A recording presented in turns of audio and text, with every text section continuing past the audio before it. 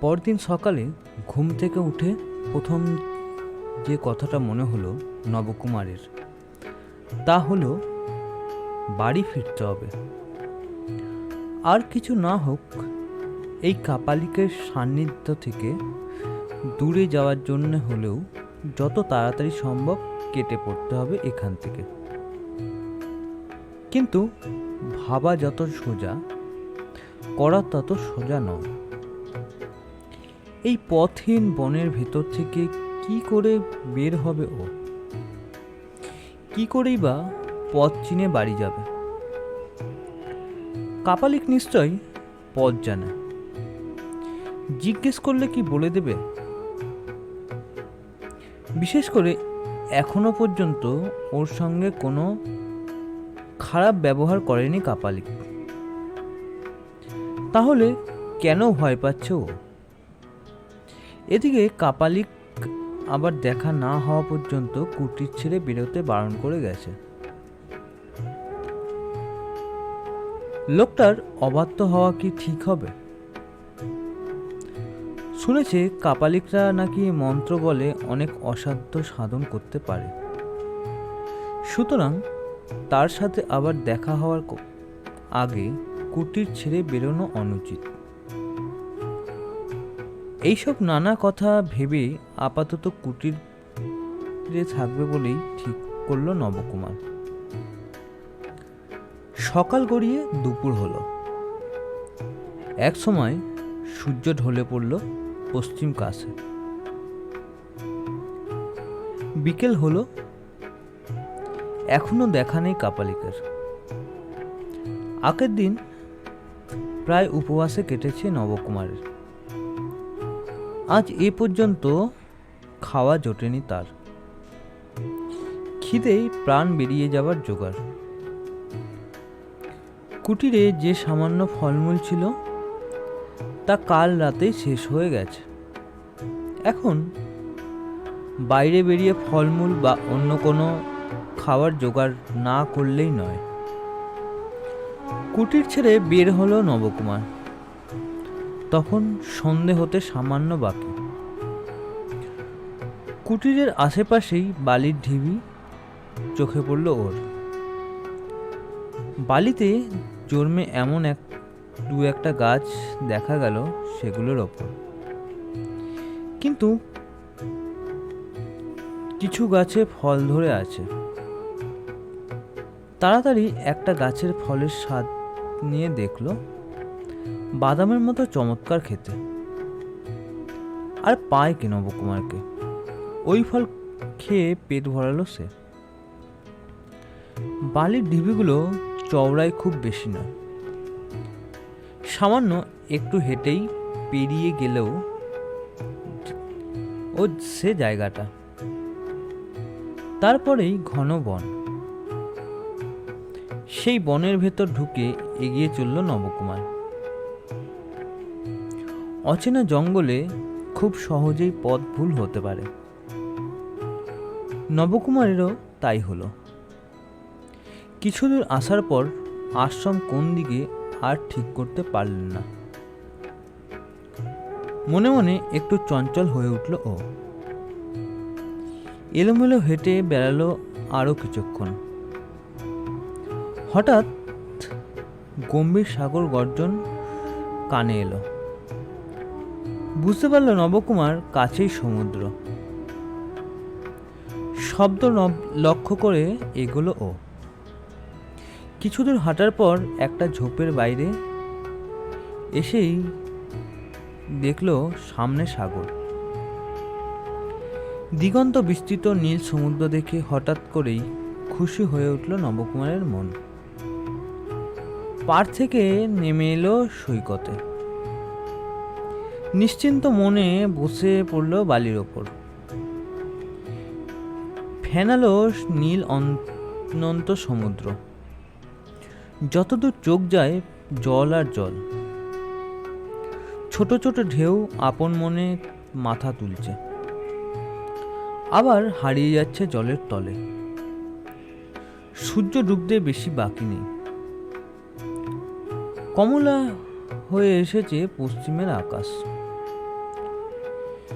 সেই আভায় সোনার রং ধরেছে সমুদ্র। চারিদিকে বিশাল গম্ভীর নীরবতা। অনেক দূরে একটা ইউরোপীয় জাহাজ বিরাট একটা সামুদ্রিক পাখির মতো পাল তুলে চলে যাচ্ছে। এমন বিশালতার সামনে আপনি মাথা নিয়ে আসছে সে তার। বসে বসে দেখছে নবকুমার। কতক্ষণ ধরে যে তা ও নিজেও বলতে পারবে না। এক সময় সূর্য অস্ত গেল। সাগরের সোনালি পশ্চিম দিকটা কালো রং ধারণ করল। একটু পরেই অন্ধকার হয়ে এলো চারদিকে।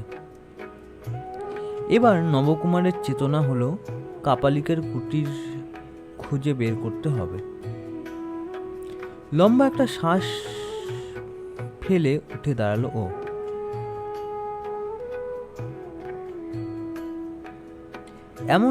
এমন জায়গা ছেড়ে যেতে কার মন চায়? এদিকে হিংস্র প্রাণীর ভয় না গিয়েই বা উপায় কি? ঘুরে দাঁড়ালো নবকুমার। সঙ্গে সঙ্গে পাথরের মতো জমে গেল ও। সন্ধ্যার অস্পষ্ট আলোয় সৈকতে দাঁড়িয়ে আছে এক অপূর্ব রমণী মূর্তি। মাথার এলো চুলগুলো নেমে এসেছে কাঁধ ছাড়িয়ে, কোমর ছাড়িয়ে আরো নিচে। ঘন চুলের জন্য মুখটা ভালো মতো দেখা যাচ্ছে না। তবু যেটুকু দেখতে পেল নবকুমার তাই যেন ছেঁড়া খোড়া মেঘের ফাঁক গলে বেরিয়ে আসা চাঁদের আলো। বিশাল চোখ জোড়ায় স্থির স্নিগ্ধ দৃষ্টি। স্নিগ্ধ অথচ গম্ভীর, স্থির অথচ জ্যোতির্ময়।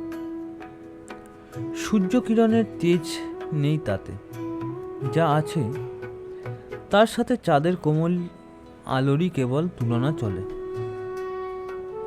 কাঁধ ছাড়িয়ে নেমে আসা ঘন চুল কুন্তলে বাহুযুগল ঢাকা পড়ে গেছে। রমণী দেহ একেবারে অলঙ্কারবিহীন। সব মিলিয়ে এমন একটি মোহিনী মূর্তি যা বলে বোঝানো যায় না। নিস্পন্দন দাঁড়িয়ে আছে নবকুমার। কথা বলার শক্তিও যেন লুপ্ত হয়ে গেছে। রমণীও স্পন্দনহীন।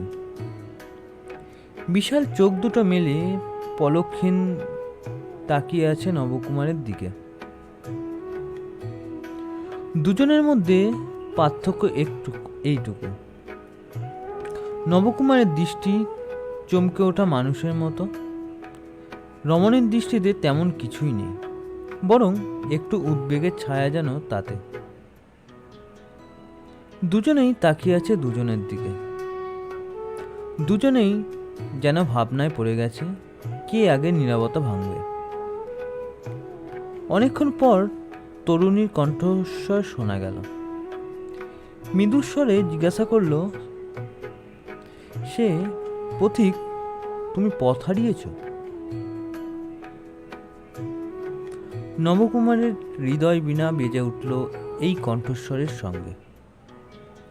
বিচিত্র হৃদয় যন্ত্রের তন্ত্রীগুলো মাঝে মাঝে এমন লয়হীন হয়ে থাকে যে যতই চেষ্টা করা যাক কিছুতে একে অপরের সাথে মিলতে চায় না। কিন্তু একটি শব্দে, রমণী কণ্ঠের মাত্র একটি শব্দে তা শুধরে যায়। সবই আবার লয়ে চলে আসে। সেই মুহূর্ত থেকে সঙ্গীতের মতো হয়ে ওঠে জীবনযাপন। তরুণীর কণ্ঠস্বর নবকুমারের কানেও তেমন করে বাজল। পথিক, তুমি পথ হারিয়েছ। এ স্বর নবকুমারের কানে ঢুকল। এর অর্থ কি? কি জবাব দিতে হবে কিছুই মনে এলো না। নির্জন সাগর সৈকতের চারপাশে যেন ঘুরে বেড়াতে লাগলো তরুণীর কণ্ঠস্বর। সাগর বসনা পৃথিবী সুন্দরী, রমণী সুন্দরী, তার কণ্ঠস্বরও সুন্দর বীণার স্বরের মতো। হৃদয়তন্ত্রী মাঝে সৌন্দর্যের লয় মিলতে লাগলো। তরুণী কোনো উত্তর না পেয়ে বলল, এসো। ঘুরে দাঁড়িয়ে চলতে শুরু করলো সে, এমন লঘু পায়ে যে হাঁটছে না বাতাসে ভেসে যাচ্ছে বোঝা যায় না। কলের পুতুলের মতো অনুসরণ করলো নবকুমার। ঘোরের ভেতর হেঁটে চলেছে যেন। এভাবে কতক্ষণ হেঁটেছে তা জানে না নবকুমার। এক জায়গায় এসে একটা ছোট্ট বনের আড়ালে চলে গেল তরুণী। দ্রুত পায়ে বনটা পেরোলো নবকুমারও, কিন্তু তরুণীকে আর দেখতে পেল না। সামনেই কাপালিকের কুটির। কুটিরে ঢুকে কোনো রকমে দরজা বন্ধ করে মাথায় হাত দিয়ে বসে পড়ল নবকুমার। খুব শিগগিরই আর মাথা তুলতে পারল না। এ কি দেবী, মানুষই না কাপালিকের মায়া? এই একটা প্রশ্নই খেলা করে বেড়াচ্ছে ওর মাথার ভেতরে। কোনো জবাব পাচ্ছে না। অন্য মনস্ক ছিল বলে একটা বিষয় খেয়াল করেনি নবকুমার। ও আসার আগে থেকেই একটা কাঠ জ্বলছে কুটিরে। পরে অনেক রাতে যখন স্মরণ হলো সন্ধানিক করা হয়নি, তখন ভাবনা চিন্তা বাদ দিয়ে উঠল। কলসিতে জল আছে কিনা দেখতে গিয়ে খেয়াল হলো শুধু আলো নয়, চাল এবং রান্না করার মতো আরও কিছু জিনিসও রয়েছে কুটিরে। খুব একটা বিস্মিত হলো না ও। ভাবলো এও কাপালিকের কাজ। এই জায়গায় বিস্ময়ের কি আছে? সন্ধানিক শেষ করলো নবকুমার। একটা মাটির পাত্র পাওয়া গেল কুটিরে। চালগুলো তাতে সিদ্ধ করে নিল নবকুমার। তারপর খেয়ে নিল সেটিকে। বাঘছালের বিছানা পাতাই ছিল, শুয়ে পড়ল ও। পরদিন ভোরে ঘুম থেকে উঠেই সাগর তীরের দিকে চলল নবকুমার। আগের দিনে যাওয়া আসা মোটামুটি চেনা হয়ে গিয়েছে পথ। আজ বেশি কষ্ট হলো না। সাগরের পানিতে হাত মুখ ধুয়ে অপেক্ষা করতে লাগলো ও। কিন্তু কার জন্যে এই অপেক্ষা? আগের দিন সন্ধ্যায় দেখা মায়াবিনী আবার আসবে এখানে এই আশায়।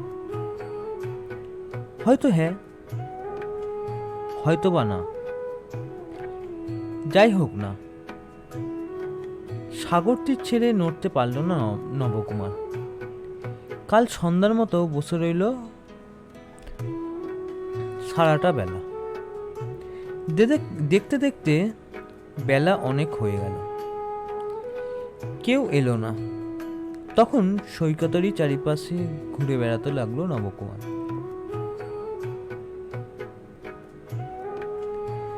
তীব্র আকুতিতে কিছু একটা খুঁজছে ওর চোখ, কিন্তু হাউতস্মি মানুষের ছায়াটাও দেখতে পেল না। আবার এসে বসলো আগের জায়গায়। সময় গড়িয়ে যাচ্ছে। দুপুর পেরিয়ে বিকাল হয়েছে। বিকেল পেরিয়ে সন্ধ্যা হতে চলল। সূর্য ডুববে একটু পরে। বসে আছে নবকুমার। প্রকৃতির শোভা দেখায় আজ আর ওর মন নেই এদিকে। সূর্য ডুবে যাওয়ার বেশ কিছুক্ষণ পর হতাশ মনে কুটিরের পথ ধরল নবকুমার। কুটিরে ফিরে দেখল নিঃশব্দে মাটিতে বসে আছে কাপালিক। নবকুমারকে দেখার পরও কোনো ভাবান্তর হলো না তার। নবকুমারী আগে জিজ্ঞাসা করল, কেমন আছেন? উত্তর দিল না কাপালিক। যেমন ছিল তেমন বসে রইল। এই দুদিন প্রভুর দর্শন পায়নি কেন? আবার জানতে চাইল নবকুমার। এবার কাপালিক জবাব দিল, নিজের কাজে ব্যস্ত ছিলাম।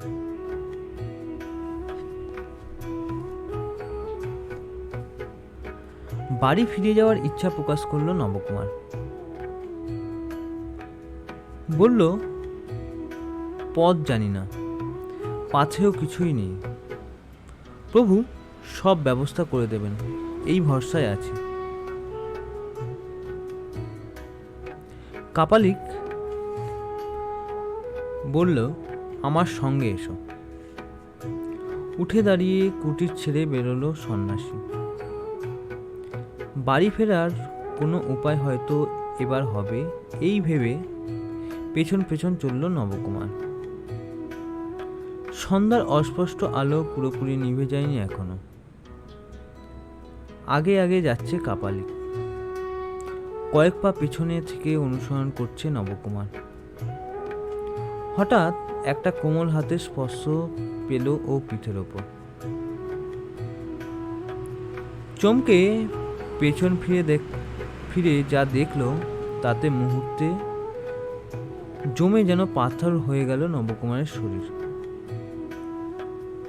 কালকের সেই মোহিনী বনদেবী মূর্তি, যার দেখা পাওয়ার জন্য আজ সারাদিন সাগর সৈকতে কাটিয়েছে ও। আগের মতোই নিঃশব্দ, নিস্পন্দন। কোথা থেকে হঠাৎ এ মূর্তি এলো ওর পেছনে। দু ঠোঁটের ওপর আঙ্গুল দিয়ে আছে তরুণী। বুঝল নবকুমার কথা বলতে নিষেধ করছে। অবশ্য এই ইঙ্গিতের খুব একটা প্রয়োজন ছিল না। কি কথা বলবে নবকুমার? নিস্পন্দন হয়ে দাঁড়িয়ে রইল। এইসবের কিছু দেখতে পায়নি কাপালিক। লম্বা লম্বা পা ফেলে চলে গেল চোখের আড়ালে। আরো কিছুক্ষণ পর চুপ করে দাঁড়িয়ে মৌনতা ভাঙল ওরা দুজন। যখন নিশ্চিত হলো এখন কথা বললে কাপালিক শুনতে পাবে না, তখন মৃদুস্বরে কথা বলল তরুণী। নবকুমারের কানে এই শব্দগুলো ঢুকলো। কোথায় যাচ্ছ? যেও না, ফিরে যাও, পালাও। আর একটা কথা না বলে সরে গেল তরুণী। জবাবের জন্য অপেক্ষা করল না। কিছুক্ষণ অভিভূতের মতো দাঁড়িয়ে রইল নবকুমার। একবার ভাবলো পিছন পেছন যাবে, কিন্তু কার পেছন পেছন? রমণী কোন দিকে গেছে কিছু বুঝতে পারেনি।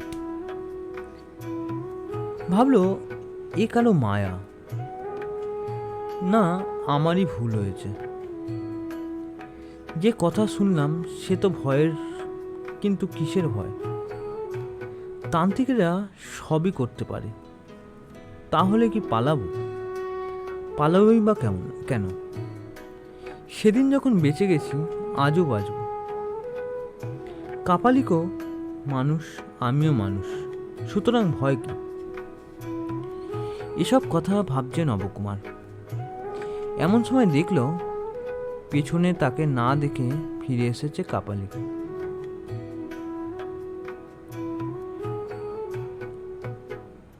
কাপালিক জিজ্ঞাসা করলো, দেরি করছো কেন? কিছু না বলে আবার কাপালিকের পেছন পেছন চলল নবকুমার। কিছু দূর যাওয়ার পরে সামনে একটা মাটির দেওয়ালওয়ালা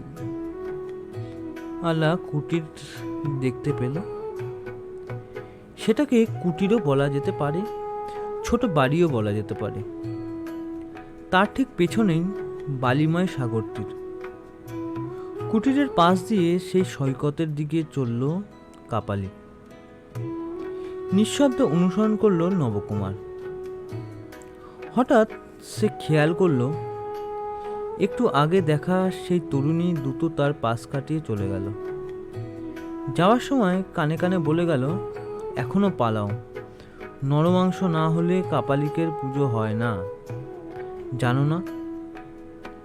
মুহূর্তে হাত পা ঠান্ডা হয়ে এলো নবকুমারের। এই শীতের রাতেও বিন্দু বিন্দু ঘাম দেখা দিল কপালে। এদিকে ভাগ্য খারাপ ওর, যুবতীর কথা কানে গেছে কাপালিকের। কপালকুণ্ডলে বজ্র কঠিন গলায় ডাকলো সন্ন্যাসী। কোনো জবাব দিল না কপালকুণ্ডলা। মাথা নিচু করে দাঁড়িয়ে রইল এক পাশে।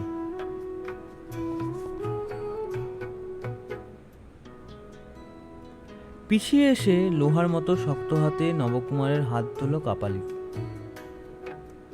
টেনে নিয়ে যেতে লাগলো সৈকতের দিকে। মানুষঘাতী হাতের স্পর্শে রক্তে আগুন ধরে গেল নবকুমারের।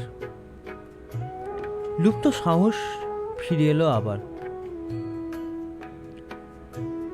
সে ক্রুদ্ধ স্বরে বলল, হাত ছাড়ুন আমার। কিছু বলল না কাপালিক, হাতও ছাড়ল না।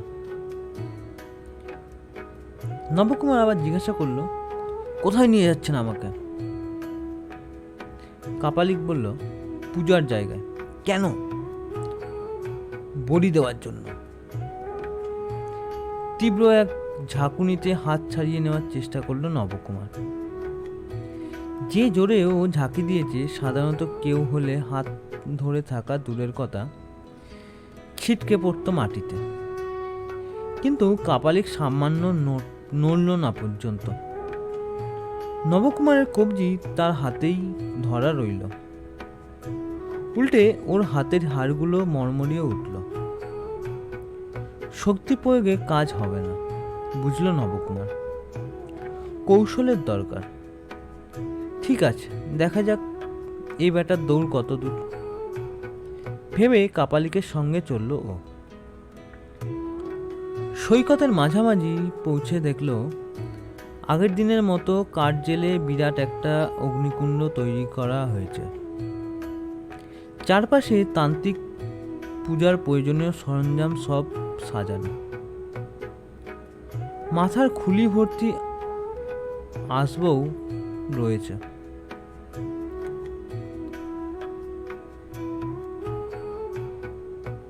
শুকনো শুকনো শক্ত কিছু লতাগুল্ম আগে থেকেই সাজানো ছিল সেখানে। সেগুলো দিয়ে শক্ত করে নবকুমারকে বাঁধতে লাগলো কাপালিক। সাধ্যমতো বাধা দেওয়ার চেষ্টা করলো নবকুমার, কিন্তু লাভ হলো না বিশেষ। এ বয়সেও মস্ত হাতির শক্তি কাপালিকের দেহে। ওর বাধা দেওয়ার যত চেষ্টা দেখে সে তাচ্ছিল্যের একটা হাসি হাসল শুধু। বলল, মূর্খ, কি জন্য বাধা দিচ্ছ? তোমার জন্ম আজ সার্থক হবে। ভৈরবীর পূজায় তোমার এই মাংসপিণ্ড অর্পিত হবে। তোমার মতো লোকের পক্ষে এর চেয়ে সৌভাগ্যের আর কি হতে পারে? বলে থামল কাপালি। শক্ত করে বেঁধে নবকুমারকে সৈকতের ওপর ফেলে রাখলো কাপালি। তারপর বলি দেওয়ার আগে যেসব ক্রিয়াকর্ম করতে হয় সেগুলো করতে লাগলো।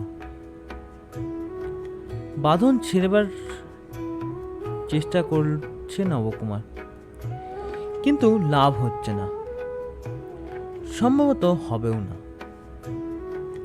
ভীষণ শক্ত শুকনো লতা বাঁধানো, মজবুত। ইষ্ট দেবতার চরণে হৃদয় সঁপে দিল। জন্মভূমির কথা মনে পড়ল একবার, বাড়ির কথা মনে পড়ল, মা এবং বহুদিন মৃত বাবার কথা মনে পড়ল। দুই এক বিন্দু অশ্রু শুষে নিল শুকনো বালুকা বেলা। ক্রিয়াকর্ম শেষ করে খড়গ নেওয়ার জন্যে উঠল কাপালি, কিন্তু যেখানে রেখেছিল সেখানে পেল না খড়গ। আশ্চর্য হলো কাপালিক, কোথায় গেল জিনিসটা। স্পষ্ট মনে আছে তার বিকেলে খড়গ এনে জায়গা মতো রেখেছিল এবং তারপরে কোথাও সরায়নি। তাহলে কি হলো ওটা? আশেপাশে যেখানে যেখানে থাকতে পারে সব জায়গা খুঁজল কাপালিক, কোথাও পেল না। নিশ্চয় কপালকুণ্ডলার কাজ ভেবে বিরক্ত মুখে মাটির কুটিরটার দিকে তাকিয়ে চিৎকার করে ডাকলো, কপালকুণ্ডলা, কপালকুণ্ডলা। বারবার ডাকার পরও কোনো উত্তর দিল না মেয়েটা। ভ্রুজোড়া কুঁচকে উঠল কাপালিকার, রাগে লাল হয়ে উঠল চোখ দুটো। দ্রুত পায়ে কুটিরের দিকে চলল সে। এই ফাঁকে নবকুমার আর একবার চেষ্টা করলো লতার বাঁধন ছিঁড়তে। এবারও ব্যর্থ হতে হলো ওকে। লতা এবং বাঁধন দুটোই বড় শক্ত। কাছেই বালির ওপর কোমল পায়ের আলতো শব্দ হলো একটা। এই পদশব্দ কাপালিকের হতেই পারে না। অনেক কষ্টে ঘাড় ফেরাতে পারল নবকুমার। দেখল সেই মোহিনী কপালকুণ্ডলা খড়গ দুলছে তার হাতে। কিছু একটা বলার জন্য মুখ খুলতে গেল নবকুমার, থামিয়ে দিল ওকে। কপালকুণ্ডলা বলল, চুপ, কথা বলো না। খড়গ আমার কাছে, চুরি করে রেখেছি। হাঁটু গেড়ে মাটিতে বসে পড়ল ও। দুটো হাতে খড়গ দিয়ে নবকুমারের হাত পায়ের বাঁধন কেটে দিয়ে বলল, পালাও এক্ষুনি, আমার পেছনে পেছনে এসো, পথ দেখিয়ে দিচ্ছি। তীরের বেগে পথ দেখিয়ে চলল কপালকুণ্ডলা। লাফ দিয়ে তার পেছন পেছন এগোলো নবকুমার। কুটিরে এসে তন্ন তন্ন করে খুঁজল কাপালিক, পেল না খড়গ। কপালকুণ্ডলাকেও দেখল না কোথাও। সন্দেহ দানা বেঁধে উঠতে লাগলো তার মনে। আর খোঁজা অর্থহীন ভেবে ফিরে এলো সৈকতে।